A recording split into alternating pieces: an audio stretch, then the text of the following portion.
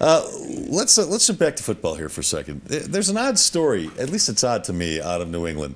Bill Belichick is holding the Super Bowl hero, Malcolm Butler, the kid who intercepted the pass at the end of the game, out of practice for 3 weeks because Butler missed his flight the night before the Patriots OTAs were supposed to start. He got to the very first meeting the next day late. His flight was canceled the night before. He got to the meeting late the next day. 3 weeks, no practice. He's allowed to attend meetings. He's allowed to work out in the weight room, but he's not allowed to practice. Does this feel a little too Belichickian to you? Is this too harsh?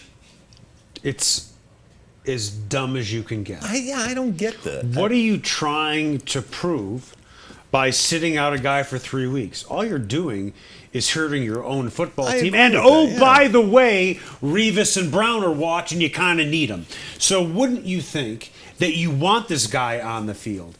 To me, it seems like Belichick doesn't really want this guy on the field. Maybe Belichick looks at Butler and says, maybe this guy's head has gotten too swelled after what happened, so I'm going to knock this guy down. But all Belichick is really doing is he's hurting his own football team.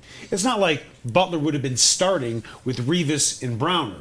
But now that those two guys are gone, they might have to depend on him more. You know, the first thing that flashes through my mind is, who the hell are we to question Bill Belichick's methods? I mean, the guy's a Hall of Fame coach. I would agree. He's got 4 Super Bowl wins on his resume, 6 Super Bowl trips altogether. But this one doesn't feel or smell right to me. You mentioned it. They've lost not just their top 2 cornerbacks, they lost their top 3 cornerbacks in the offseason. Butler's going to have to play more this year. And he's a young kid. Don't you think he needs the reps? That's my point exactly. I don't get this. I heard Teddy Bruschi yesterday talking on ESPN, and he said this is very Belichick. You can't be late. He's one of those coaches where if you're 10 minutes early, you're still late. And that's fine. So you suspend him for 3 days. I think that's a pretty good message you're sending. Fine him, but allow him to practice. 3 weeks is ridiculous. And you brought up a point, which was, hey, Bill Belichick is a Hall of Fame coach, and I understand that.